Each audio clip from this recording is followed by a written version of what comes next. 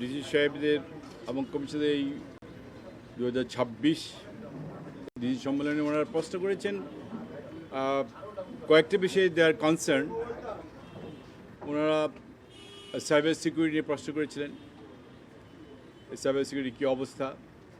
ওনারা প্রশ্ন করেছিলেন আমাদের ডাক বিভাগ নিয়ে, আমাদের ডাক বিভাগে কী অবস্থা। কারণ ডাক বিভাগ বলতে তো আমরা অনেক সময় ভাবি যে ডাক বিভাগ কোনো কাজ করছে না, কিন্তু ডাক বিভাগ কিন্তু এখন অনেক কিছু করছে। যেমন এই যে একটা নির্বাচন হয়ে গেল, যে পোস্টাল ব্যালটগুলি কিন্তু এই ডাক বিভাগই করেছিল, এটা কিন্তু অনেকে আমরা হয়তো জানি না। তারপর প্রশ্ন করেছিল আমাদের বিজ্ঞান নিয়ে, বিজ্ঞান প্রযুক্তিতে আমরা যেমন আমরা আপনারা জানি ইতিমধ্যে আমরা রূপপুর পারমাণবিক বিদ্যুৎ কেন্দ্র চালু করেছি, এটাও হয়তো আপনারা জানেন।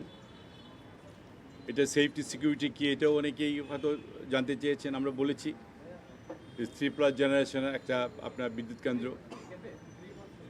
আমাদের ওনারা জানতে চেয়েছেন আমাদের টেলিকম কি নিয়েও জানতে চেয়েছেন না।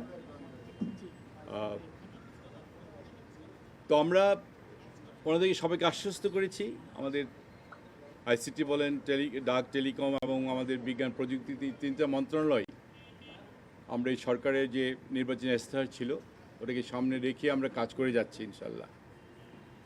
এবং 180 দিন 6 মান্থস যে একটা কর্ম পরিকল্পনা দিয়েছেন আমার মাননীয় প্রধানমন্ত্রী, সেটিকে সামনে রেখে আমরা কাজ করছি আল্লাহ চায় তো।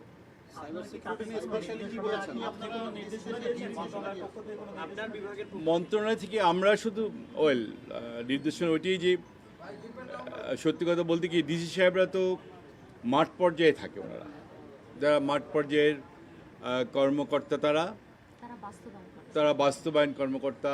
আমরা মিনিস্ট্রি থেকে আমরা যেসব পলিসিগুলি দেই এবং সেই পলিসিগুলি কিন্তু ওনারা মাঠ পর্যায়ে ইমপ্লিমেন্ট করেন, বাস্তবায়ন করেন।